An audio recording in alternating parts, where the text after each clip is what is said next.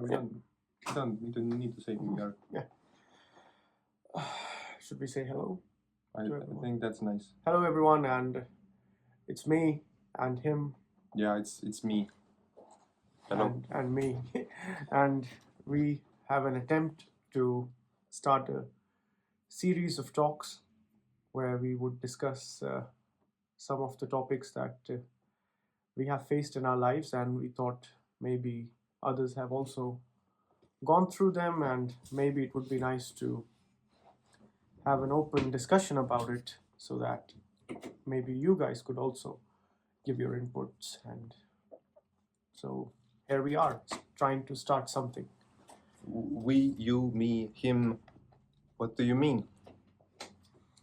So, not gonna lie, we don't have an idea what we're talking about. And for the longest of times in my life, I thought about that I should have an idea of what I'm gonna talk about before I start talking. And I think around half of the population feels the same way, and the other half has figured it out that they don't know, and they just start speaking, and they have found out that through speaking and letting it out, they can start letting it out. So who is who? A basic idea of what you could expect is that you might feel uncomfortable. Some people might ending up hating us after listening what we are about to say, maybe because sometimes facts are not so tasty, and we would try to display what is generally perceived as normal, healthy, and then try to open those topics and try to investigate in a more rational and logical, and also taking the side of the emotional context as well, and try to see if our daily normals, if our daily things that we take for granted are actually that correct, that right, or maybe there is a need of a rethinking about all these things in our lives. So, what should we start today, Kurt? What do you think? I think you put it nice that the need of rethinking and recalibrating and changing altogether different parts in our lives for all of us at some point comes to the door, and we all have our own each unique ways on how we renew things about ourselves or things about ourselves. There aren't any other things at all. So about renewing and rewriting and respecting those things, as maybe some of us know the meaning of respect, coming to do again and expect to look. So to look those things again, I think we should start from the way that we are looking at things. So looking at the way we are looking at things is, I believe, a good start, and the way we understand the. Maybe we start with opening what is a normal. Okay, this normal word is very dangerous. What is normal? Okay, maybe we start with the opening up in a general way, not in a normal, but in a general way of what would be a person's everyday life. Okay, maybe that could be like, what is our everyday life? Okay, and then from there we point out how generally people live on based of observations that you have done while you're living and I have done, and we do have some kind of a basic idea how people generally live, because we've seen people from different countries and everything and different cultures. So maybe we can start with what is our everyday life, and then maybe move from there. Or what do you think? Well, general life flows. It gives a lot of information. People notice different things and make conclusions and like draw out generalizations. I like the beginning, but I would also like ask a quick curveball. Yeah. Why should we do that? Why should we start from the general life or everyday life? Mm-hmm. Well, my feeling was that that could be our reference point. Okay, like usually there is a reference point, and then we try to jump in respect to that, or we go lower to that. So, but at least that's where we start from, and that is a point where usually most people would agree on. Okay, that's, I know most people would not agree on, but still, it's a common general point that, for example, if I have to make this quickly, is that everyone likes to have a happy life. Okay, people like to have different kind of experiences. People like to have people like to invite different kind of pleasures. People like to avoid pain, sorrow, fear, anxiety. These are the things people avoid. So in a more general way, that's how at least I have seen people living lives, that we are trying to have a happiness for us, our friends, our family, and we try to have this kind of try to plan our lives in a way that our life is full of new experiences, new pleasures, new this and that, and we try to avoid or we plan to avoid situations which are not favorable for us. So this is like a general pattern in which a person lives. I don't know. Would you agree with it, or how would you? Yeah. Avoid pain and suffering and misery, and work for achieving the things that we desire. Yeah.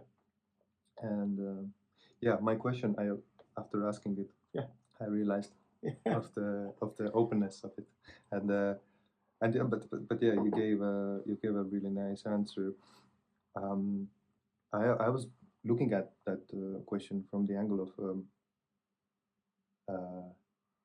from even in some sense of the more abstract angle, or even looking at the abstractness of this angle that we have, which is like we're looking at the average to paint a picture, or to get the picture.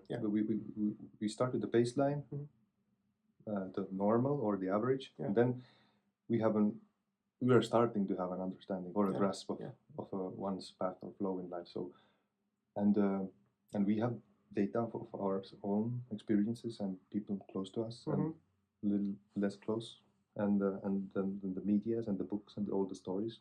So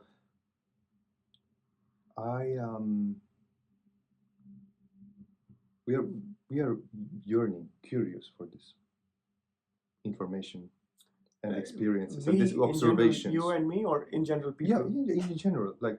For what kind of information people are curious? What do you mean? Can you clarify? Of these stories and how people go through their lives, and it even the reason for speaking, like it's interesting in some sort of mystical way, which is sometimes is even hard to describe. Something is drawing interest, and then we go for it, and we get something. When we eat, we get, immediately we drink, and we do the basic need things, and then this exchange of these stories and the experiences. I remember this one notion that kind of swept me under my feet, which was that we want to know how to act. I can't remember who said it, but it's like basically the reason of where us exchanging stories and sharing experiences is that, something interesting happened. What happened? And then it's like, and what did they do? And what happened then? It's like, so that we can avoid this chaos, basically, or like so when I will get into that situation, I know exactly what to do, because I have this data now, and we are gathering this, making sure that we can be sure, and there won't be any nasty surprises, and we're gonna be ready, and then it's gonna hit us, and it's full zero, and it's like, and I'm that baby again. So I'm like, my question was like, why should we do that? Like, we look at the majority of people acting. We know that none of them thinks that they are average. Everybody is special, unique, and No. You see, when I use the word average, I do not mean average as some negative way. I mean average in the sense that that's how most people act. Okay, if I go on the street and I ask 10 people, do you want happiness in life? I'm pretty sure 9 of them will definitely say yes. That yes, I want happiness. So my usage of the word average is more like that is something common in most people. Okay, so going for pleasure and avoiding pain is common in most people. Okay, so and there can be exceptions, there can be extreme cases, of course, that's there, but that's why I said this is our reference line, and then from there we go to these special cases. We explore the little special cases and very special cases. Okay, that would be, but the reference line is where everyone feels connected, that everyone will be joined in the sense that yes, that what they are talking about is relevant to me, because yes, this is where I also begin from. That I want a life where there is no problem, where there is no sorrow, where there is no pain, where I have a happy family, a happy life, I have good food, nice clothes, shelter, and healthy emotions, and all this good relations with people. So this is what an average person aspires for. Of course, then you say life hits you and all these factors might not happen, and then the other sides comes in, that how you are prepared to respond to those challenges. You can respond in the most fanatic way, and you can respond in different ways. So I and all those responses we can cover in our talks, but yeah, so we have to begin from the average where everyone is on our boat, and then we can start opening up these cases where, okay, maybe some people would be like this, maybe some people would be like that, and then we try to include as many as we can. I know we cannot include everything, but still we try our best to put that. So average is not something bad. Average is that it's a common connection. Yeah. How old is the average? How? Yeah. How old is the average? What's the age, you mean? Or what do you mean? Yeah. What's the age of average? I think in my average definition, the age is not really mattering. Like I could see a child wanting things that it wants and avoiding pain, and I can see an old person doing the same as well. Like this is more like a pattern that humans live on. If you have an old guy, you would still want to make more money, save more money, because you want to feel secure that I have more money, I can do whatever I want. You still have those desires as an old person to fulfill. Yeah, the objects of desire are changing. Okay, maybe a child is happy with a strawberry, but an old guy is happy with his name written in golden letters somewhere, getting glorified maybe. So he feels like his life was worth. So, but still, it's a game of desire, pleasure, pain, avoid pain, and look for pleasure. So I think age is not really like it's not changing the basic pattern. It's only changing that what are the elements I get that basic pattern from. So I would say something like this. Yeah. But when I asked this question, I was like thinking about this this artistic abstract conceptualization of this global consciousness or the global spirit of people, and then what I imagined was like this maybe 12 or 13 years old kid, or there are like these different stages. At some point I feel in my experience of life, like today being like over 30 years old, I feel like I sometimes default to that I don't know, 18-year-old, 16-year-old me, or like the 13-year-old or the 8-year-old or the 5-year-old me.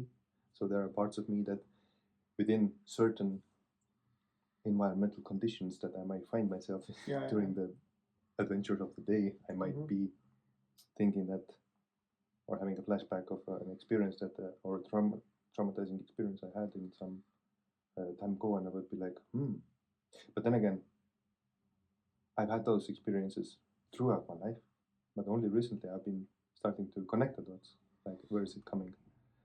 now I think with this tangent, I'm taking a short of a leap. I would like to retreat very fast and come back to the what is what and Yeah. what. But now, Mhm. where do you think we should start from the reference? Now we have defined our reference. Now, what should we go for? Yeah, we have defined, like, we're gonna look at the average Yeah. and start painting a picture of what we see in order to Yeah. gain a picture. So and in order to look at the way we are looking, Mhm. it's always good to agree on the terms. Yeah. So you started already on beautifully defining the word average. Yeah. So removing all connotations of positivity or negativity. It's just a Common connection among us. Yeah. Mm-hmm. Mm-hmm. And also, as a side note, that common connection was also a beautiful attachment to this idea of why are we even looking this or that, or even trying to get the picture. Mm-hmm. One is like, okay, we know what to do next, we have some certainty, but then again, this experience would not feel so lonely anymore as well. So the sense of connection in this human I experience. would eventually, in later episodes, would like to heavily attack individuality. Okay, I would like to trash it. I could defend it. Okay, I would like to trash it, but I don't want to start from there. Because straight away saying something like this, like it's not real. Like a normal person will listen to it and will say, yeah, nice talk, nice. I see the philosophical idea of it. I have heard it 100,000 times on YouTube, but yeah, I really don't want to do that. I would prefer that in our conversation we go step by step from reality where we stand. Yes. Yeah, so that everyone feels connected and everyone takes those steps with us. And then eventually, if the investigation will lead us there, then we will see. I don't know, but yeah, I don't want to start with this big concept straight away, which people usually do. Because we have, at the moment, a common person will say, I have my problems. You can say what you want, but I am stressed. And that's what I would like to first tackle. That's beautiful, and I think it's a nice teaser. So whenever we have taken our steps through all the directions that may come, we would come and stand in a place where you would be holding a spear, and something, and I would be egotistically defending, individuality, or it might be the opposite. Mm-hmm. But my feeling is also that the listener, the viewer, if he or she walks with us during these episodes, then with each episode they are becoming more and more sensitive. Okay, because we are trying to expose these things. Okay, and with each episode, the listener and even us are becoming more and more sensitive. So when the bigger statements come, okay, the person has some kind of capability of receiving them. Okay, I would take a quick example that I knew a friend of mine, and we are no longer friends at the moment, but yeah, the point was that this person was constantly promoting that love is everything, love is everything, love is everything, like as if they have this profound understanding that everything is love and blah this. And then, but when I would observe the life of the person, there would be such opposite decisions which contradict this statement. A statement of union, that love is everything. You are kind of uniting the whole existence. But then when I see your life, you are fighting with everything. You are behaving in the most irrational way, for example. Then this is like a contradictory behavior. Like you just memorized a statement and you like it, you fancy it, but actually you're not living your life with it. So that is what I want to avoid. So that's why, to begin with our actual status, that yes, I'm greedy, yes, I'm selfish, yes, I want pleasure, yes, I want to avoid pain, yes, I am ambitious, yes, I'm all this. We accept that first, and then we move on. And I think then the investigation would be more honest. I don't know what you feel. Instead of putting all the big sentences and big words straight away. I don't know. The sensitivity growing would probably Yeah. it sounds tricky as you have explored and shared your notions about But it's our fingers crossed expectation. yes yeah. Like I really liked the remark that you made on this flow being kind of reversed in like in the world or I'm not even sure if it is like related to nowadays and modern times because I haven't lived in the olden times and I haven't been another person. I have only been me. So these kind of sayings always get me a little bit cautious, like you know conclusions about how things have changed because like yes, I have witnessed change in different aspects of the world, but I have had such a tiny experience, and my like I now am understanding that how easy it is to come into these conclusions and act really foolishly based on them. So also not trying to fall into the other side of the spectrum, which is only in the side of whatever I feel, whatever I taste, touch, understand. You know, so I would come to the first identification of a term.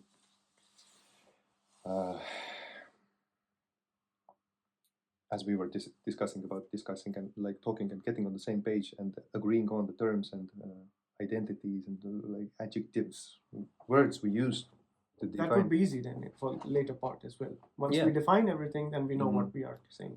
Yeah, as we started a couple of minutes, I was already like, oh, we are gonna talk about it now, and then in my head I was like holding, oh, we have only said like 5 or 6 worthy like nouns or terms that would be nice to unpack as the definition, and by now I am understanding that I have totally lost count and gonna have to start over from defining the things we have looked at. I think we can start with one, and because most things are in life are connected, the others will keep coming. So we can start with the first thing that maybe you can decide one thing that okay, let's start with defining this, and maybe that definition will eventually lead to the second word, which we can open up, and then things will open from there, I guess. So what do you think is where should we start from defining?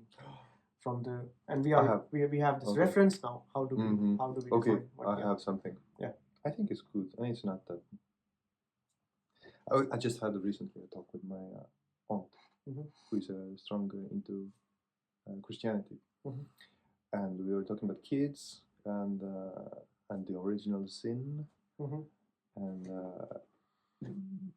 not going into too deep, but what I would like to take up as an definition or this term would be evil. Evil. Okay. Is it what it is? Evil is when it is? Okay, evil is part of our life. So as we said, it doesn't matter. At least how I see it is that it doesn't matter where we start from. We have picked this, and I think it will lead us to other things. So evil is to define how we will use evil first of all, at least, so that the audience does not even how confuse. Even how we can go how it's generally perceived, and then we can say how we would use it. Or it's a good way to start. Like this, I would be interested in what you. So there are two ways of at least that straight away I can see is that one is the religious way of evil and one is the practical way of evil. Okay, the practical way of evil is that anything which is against me is evil. Okay, a wrong situation, someone's wrong behavior, misbehavior, some disease I might get, I can call it evil. Okay, like my friend at work always uses the word kurat in every sentence. So but that shows his feeling regarding the things he doesn't like. Mm-hmm. He brings kurat, kurat, kurat, but he doesn't bring it for the things he likes. Okay. Are you sure? Kuradi, yeah. Yeah, maybe I'm not. My ears are not so nice. Maybe you're right, but yeah. So but yeah. so Sorry. there is one of this aspect where we have that anything which is going against me, my identity, my circle, my zone, that's evil, because that can hurt me. And religiously, we have maybe I'm not the best because I really don't have a lot of interest in reading religious stories, but whatever I have known and is more like it's the opposite of what is defined as the entity called God. Maybe that there is a God and then there is a counterpart of God, or under the God, maybe God doesn't have a counterpart. And under the God, there is an entity which is trying to mislead people in doing things which are not supported by God. So, in many religions, God has defined activities. But under the God meaning then hired still by God, because they made everything. Yeah, because with God, it's like the ultimate thingy, this thing, and that God has defined some rules of how to live a right life, and evil is the thing that is preventing you from following those rules. Okay, in some cultures they say the evil whispers in your ears, and try to deviate you. Some cultures would say it haunts your mind. It takes away your wisdom. There are different phrases used for the impact of evil on a person. Okay, so in our culture we say when God is not happy with you, it just makes you stupid via evil. Yeah. So it doesn't have to do anything to you. It just takes away your wisdom, and you will just destroy yourself. So there are many ways of that religious evil acts. So these are the general two evil definitions that I see, but I don't know. Well, so how if there is something I missed, you can say. No, yeah, I really like. So from the last point, I would be like, so there are three things which are distinctly isolated or like separate. There is God. There's you. You are not God. God made you, but you are not God. I'm not God is So maybe God is a little bit you, but you are not definitely not God. Yeah. So but they are different. Maybe it was someone at some point. So there is you, there is God, and then there is evil. Because God is not evil. Yeah. God is not evil. God is good. Yeah. And the evil is not God as well, for sure. But technically, from their arguments, evil must have been made by God because God made everything. Yeah. So and evil can become you. Yeah. That's easy. Yeah. Oh, yeah. Beautiful. Like merging. But this brings to another definition, which I would like to ask you now, is that how would you define like religion then? Because this is literally connected to the term religion, and religion is a big part of a big portion of human population on the planet. And so, how would you define, or what would you say? We have to clear the terms. Well, you opened up on the. We don't have to really enter into it, but at least let's define the term, and then maybe some other term will come out of it. Because many 2-3 terms have come that we used in the last description: mind, religion, and this kind of stuff. We can define these things maybe. Oh yeah. Now, which religion are we talking about? And I'm not talking about. I think we have to. I'm not talking about Buddhism, Hinduism, Christianity. Yeah. I'm talking about. Maybe we start with the general definition. What is thing thought about?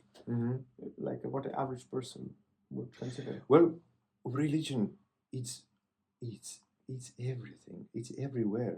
We are imbued with religion, like sciences have grown out of theological interpretations of the world, and we are like wet from that way of thinking and looking at the world. So it's it's really difficult to dry yourself and shake it off and try to see the world as it is. But uh, we use stories. Our operating system works on language. They're like these large language models, and we work on stories. And the religious stories, kind of serve the same purpose as we are having with these talks. In a sense, we are uniting ourselves with the talks and people and these ideas, and we are trying to understand what the fuck is going on, trying to paint the picture and trying to understand it. Uh, now, religion does it in a fantastic way. Like there are many ways. But maybe This operating I would system. request you to first define religion instead of going into its features. Before we go into what religion does, maybe let's first just say what it is. Well, as these linguistical beings, religion is another set of stories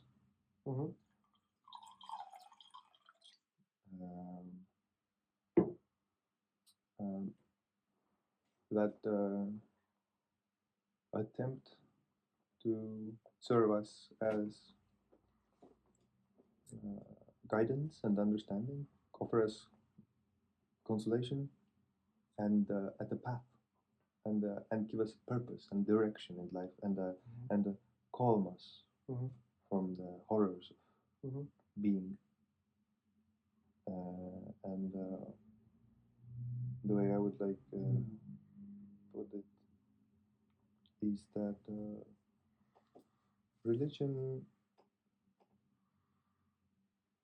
it's a nice story that acts as a fallback for people on their path when they have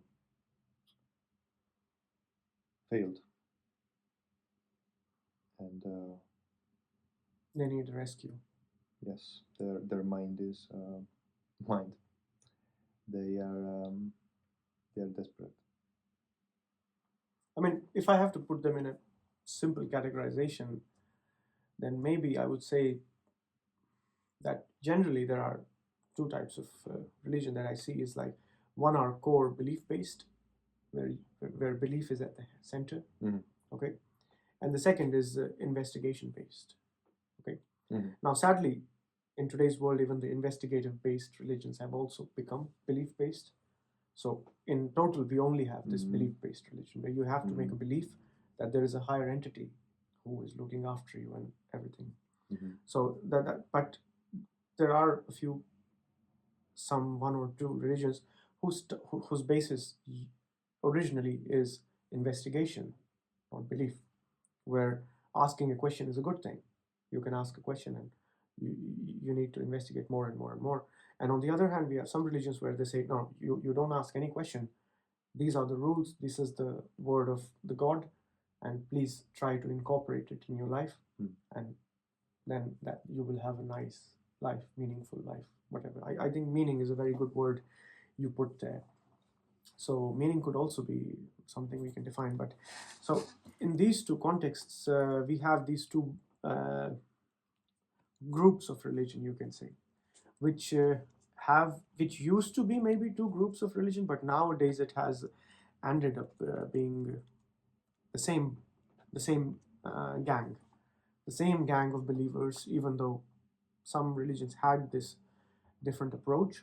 So that's that what I would define in a general way, that the religion is the process of belief, a person believing that there is a higher entity who is taking care of everything, and this higher entity can be pleased, okay, by different means, by fasting, by sacrificing, by this, by that, and every culture have their own ways of pleasing the higher entity. And then there are stories about which you really talked in detail, and then it's more like that religion has this aspect of beyond the human limit aspect. There is a human limit. There is a what humans can do, and for that we don't need the God Almighty, okay? Because we can do it ourselves. But then there are things which are out of our hands, okay? And that's where we bring in the entity God.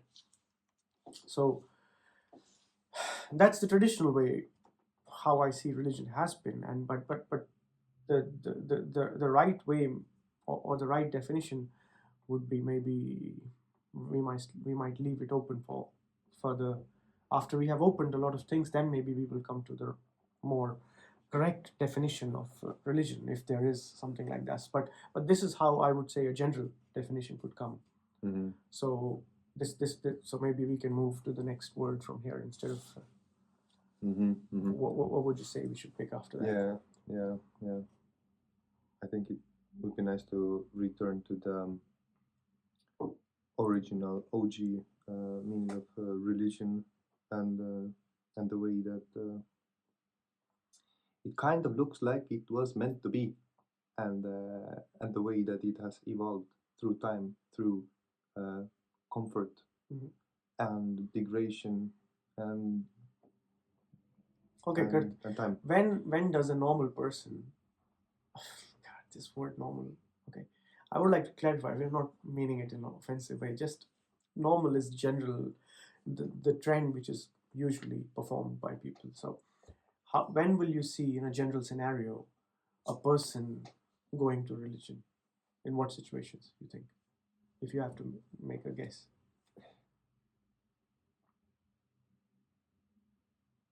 Or when did you go? Yeah. Maybe that's the easiest way to go. Yeah. Yeah.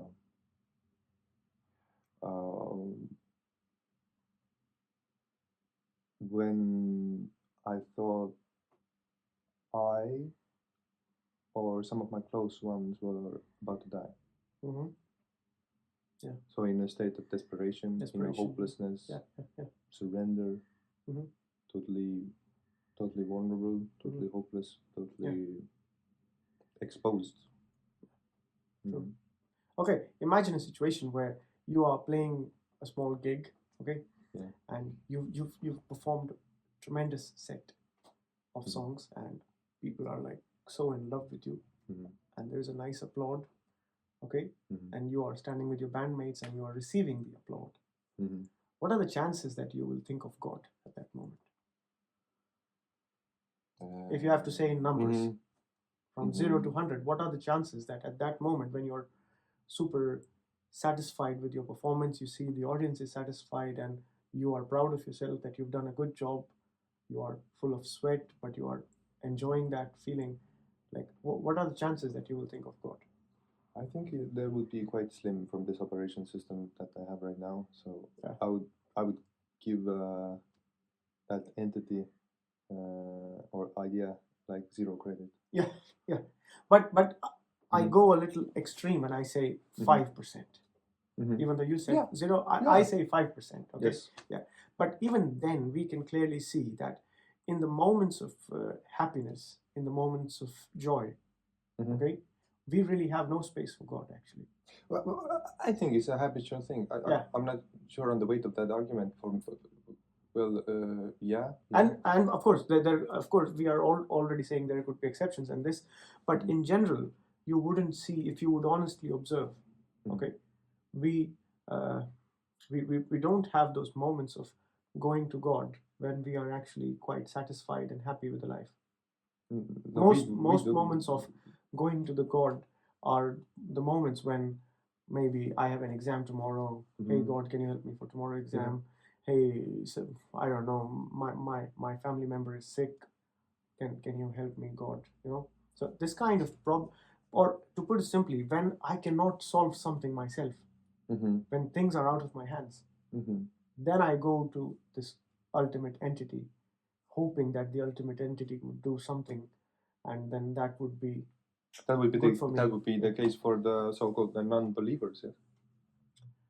Yeah. No, if on close observation, I would find the same pattern even in believers. Even the ones who believe, okay, Mm-hmm. who would say, no, no, no. And I'm pretty sure some people even comment, no, in Mm-hmm. our happy moments also we remember of the God. Mm-hmm. Some people will do that. But I think that statement is coming from a weak observation, okay? Mm-hmm. Like when you are really lost in happiness, okay? When you are actually happy, Mm-hmm. not that you're pretending to be happy and you're trying to prove to look, I am also remembering God in the moments of happiness. No, no. When you're actually happy, when you know you have ticked all the boxes. That's why I gave you the situation that, yeah, you know you did a good job. Mm-hmm. You know people enjoyed it and everything. I think there are very slim chances that even a Mm-hmm. believer would go to God at that moment. And from my Mm-hmm. culture, I can tell you a beautiful example. Before an exam is coming, my neighbor will say, "Oh God, please help me to do this exam." Okay. Yeah. And when he would pass the exam, he would come with a bag of sweets to offer to me Mm-hmm. and say, "Hey, I have cleared this exam, so please have some sweets." Okay. Mm-hmm. So before the exam, he was claiming he was incapable of passing the exam Mm-hmm. and he needs the help of the Almighty. Mm-hmm. Okay. But when he passes the exam, he doesn't say Almighty has passed the exam. Mm-hmm. Then all credit is his own. I don't see this a strong case. No, but this is a switch. You understand? Mm-hmm. When it's the point of getting the benefit of the praise Mm-hmm. that you will receive from Mm-hmm. passing the exam, or it could be any situation, then suddenly I'm the one who did it. Okay? Yeah, yeah. But until I wasn't sure, I was claiming, or the person was claiming that, I'm sorry, I can't do it, my lord. Please help me. Okay, okay. I think that statistics Yeah. are in favor of this observational pattern, but I feel it uh, uh, not as a strong argument. And why I believe it Mhm. is that I don't consider myself in the average sense a religious person. Mhm. And just now I remembered a moment of pure happiness, joy, and bliss Mhm. that I felt, and God came to my mind. Mhm. Not many years ago, Mhm. and I remember thinking about like life, God, me. Did I deserve it? What happened to me? Mhm. I'm very happy right now. Mhm. And then this um, a song flew out of me, like as a ode to God, and a thank you, you know. Mhm. Mhm. And for me, it was like very subconscious activity, and then I'm thinking about it like it's like me. Uh, I, I I avoid thinking about God even in tough times, but you know, my humanity kicks in even if I'm squeezed to the max. So then I go to please God, Mhm. and then so I would be the furthest away from remembering God when I'm feeling happy Mhm. by this. Mhm. Yeah. But what are you thinking about when you use the sentence, I'm thinking about God? Mm. Okay. What are you thinking about? When I was saying that I was in this happy place and Whatever is the situation, okay? Let's say you use the phrase, I'm thinking of God, or I thought of God. uh-huh. What are you thinking of? Mm-hmm. Or what would someone think of? But let's keep it to you. It's more easier to answer. Mm-hmm.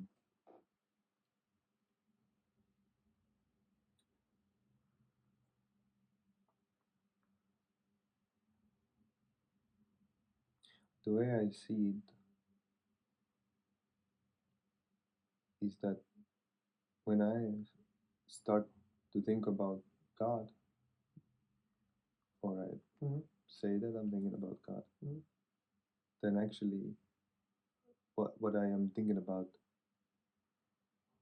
is the totality of goodness that I Mhm. know about. Mhm. Total. Mhm. the nice, beautiful, sweet observations, good experiences, my own Mhm. peace of mind and heart, all the goodness that comes, and I put it together, and it also has judgment and these criticizing parts in it as well.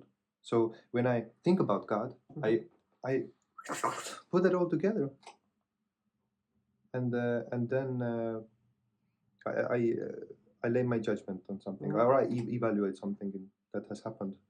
So in some sense, it's like this really zooming out and zooming in at the same time in some aspect of whatever I am dealing with. So it's like I'm starting to have my life flash between my eyes, and I think about everything. Not being in a panic mode and really being afraid from life, but because that's like also what happens. But okay, I would ask this question from a different leg, that when is any other instant when you think of something you don't know anything about? When do you, in your life, do you do this? When you think about something you don't know anything about? Every day. Okay, give me an example. What do you think of about which you don't know anything?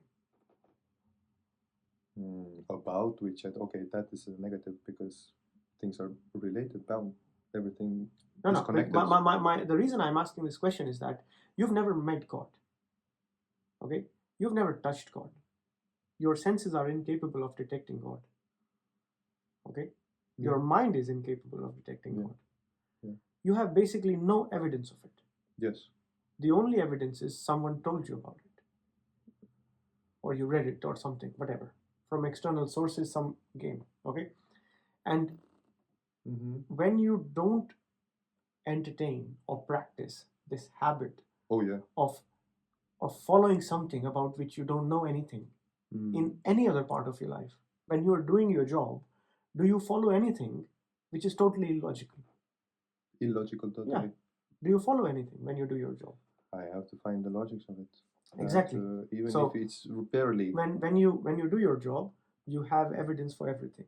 You have your background codes on the basis of which you work, which you can verify, you can rerun, you can retest, you can perform all kind of actions with them. Okay, so this is all what you can verify, and that's what you work with. When you go home with your family, you can verify everything. Okay, at least with your senses. I'm not going super crazy with it, all exist or not exist, but in a normal way. Okay, so but with God, you have no evidence, absolutely zero evidence that if something like God exists or not. The only evidence is that you have heard about it from some book, from some person, from some leader, from some whatever, from some priest or whatever.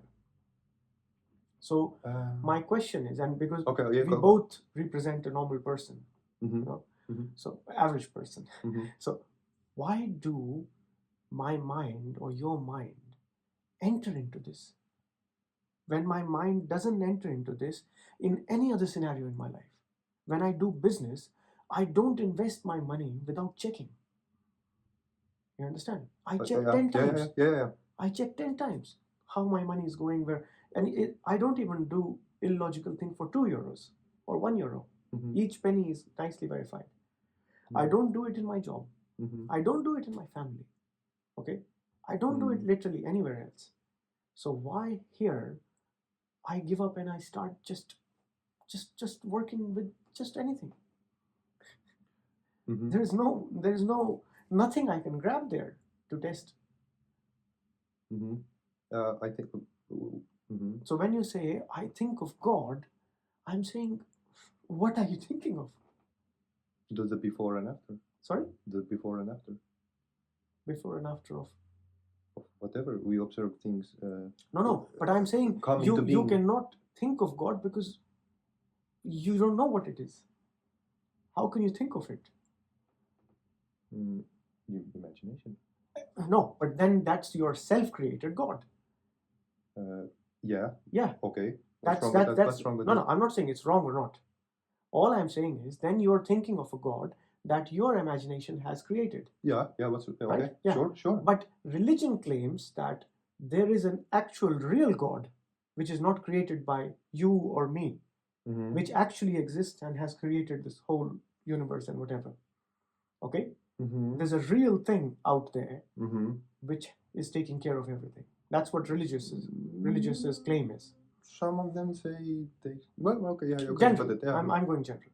Yeah. So, if there is a real entity which has created all this, right, then why you are satisfied with your imagined God? Because you don't know what the real is. Yeah. You only know what you have imagined. Yeah. Okay. Yeah. Some people come and claim and say, I will tell you what the real is. Read this book. This will tell you the real is. Yeah.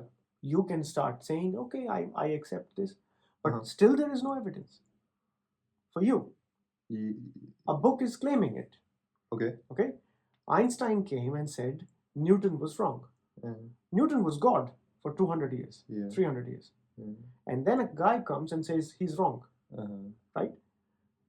But it was checked over 10 years, 15 years, and then they found the logic of it. Yes. So in the same way, even if these book people come or someone else has come, we have no background or basis to check if there is an actual entity which has created all this. Okay? We don't have at the moment. So why humanity is satisfied with self-imagined God? Oh, okay. Yeah. Why? Let's go on. Instead, it would be a much better approach if you would say, my friend, I like the idea that maybe there is something which created everything. You know, it feels that it's something I would be interested in. But let's investigate. Yeah. That's a much sensible approach than just saying, "Oh God, help me," without knowing that it even exists. Like, who are you praying to? That's the second question. So you and the core, like my mother would say, no, I don't listen to all this. I believe that what has been told to me by the book is real. That's the real God. No more question asked and blah blah. So of course, and I'm not fighting with her. If she would like to go with that way, she could go that way. And there are millions of people on the planet who would prefer that. Devotion. Yeah, whatever. And I'm fine. I'm not trying to change someone or attack someone. But I'm just opening the question that there is nothing you can touch there. There's nothing you can grab on, you know? When I imagine an apple, I have... For you? No, for anyone. Why? No. How can you say that? No, I'm not saying it. Fine. If someone has it, then prove me. I'm ready. How can... Either you are saying that only one person is the blessed one who can experience God and other is not. Either that is the case. You can say, Mohit, this person can do it. Okay? This person has imagined the real God and whatever, but you cannot do it because you are the lesser one or whatever. But then anyway, the game is out. Because in science, we usually don't observe things like that. If something happens one place, it is replicable in all over universe. The universe is not biased. Unless it's like some quantum if X guru can be enlightened, then someone else can also be enlightened. It's not that only this person can be enlightened about the truth. Anyone can be enlightened. So if there is actually something that someone claims, yes, I know there is the actual and I have felt it or evidence, fine. Then please show some evidence or please tell me how to connect to that evidence or whatever. Okay? So, but that has to be done. Otherwise, but when a person, without doing all that, without doing any investigation, without doing anything, just blindly believes what the book is saying or what the text is saying or what the priest is saying or what the saint is saying, then like there is nothing there. Just imagination. I think I understand now why people get satisfied from things that which you would call from self-created gods. All gods are self-created, and because it's the image, it's our imagination of the god. So and whoever has that image matching the photo best wins. Yeah, that's the game. Whoever matches the photo Yeah, wins. yeah. Well, I mean, Yeah. I think as you were talking, I got this that as a sermon or a priest somewhere giving a lecture to some people who Mhm. aren't really in contact with God, and and the priest is talks about I don't know, the dead cow or the grandma, and there's a story in the Bible about something that the people went through, and people hear that story and it resonates, and they find comfort and consolation, and they feel like they release the burden now listening to the story. And it was like, man, then God is, and they are satisfied. They're satisfied. Yeah. No, that's So my whole point. My whole point is, why a mind which behaves very logical in one part of life accepts to be stupid in another part of life? Why? Right? I can understand if a mind that is stupid everywhere accepts to be stupid even here. That's fine. That's totally logical. But when I see a mind which is very rational, logical in one aspect of life, you expect it to be everywhere. Like, why would I eat poison knowingly? If I know that to be logical and to be rational is secure, is safe, because otherwise I lose my money. If I'm illogical in business, I lose my money. I'm bankrupt. If I run my business with emotions and I go to my client and say, you are stupid, you don't know what to order, right? And if I really express what I really want to say, my client will just run away. So when I do my business, I'm very rational, very logical. I see what's the market trend, I see this and that. I collect 20 evidences. And then I put my money. Right? So such a smart mind, which is so smart in this, suddenly comes to this and says, no, I don't need any evidence. No, I'm fine. Yes, tell me the story. Oh, yes, I'm satisfied. Why? Love. No, come on. Not one word answer. We have to really open it up. We have got the last definition. The hardest one. I think it's because but you love. feel my question. I think it's because we love. Love who? What? Love God, which you don't know anything about. How can you love something you don't know anything about? Why do you love your wife? But I know something about my wife. So I can say, yes, I love her. Because I know that she's this, she's this, she's this. Is this and this and this and that because you love her? No, but I can say something. I can say she looks beautiful to me. I can say she has a very nice nature. I can say she's a very nice person. I can say she's very good at whatever. Is that because you love her? No, those could be the reasons of love. Okay? Which is, and I'm still at the average person's point of view, that yes, those are the reasons we love someone. That if you would ask anyone, your biggest celebrities or your big experts, they are all talking about this kind of stuff. Okay, so but at least there is something to grab there, but in case of God, there is just nothing. There is just pure words told to you, which you say, fine. Pure words. You underestimate words, my friend. No, but come on, ask for some evidence like you ask everywhere else. But there is no evidence asked there. That's my whole point. Because the goal is met. I think that it's I think you see it because none of those answers have satisfied you. So some people might think that I'm against God or I'm non-religious or something, but it all comes later. First of all I'm asking the question that why my mind wants to enter into it. It's super danger.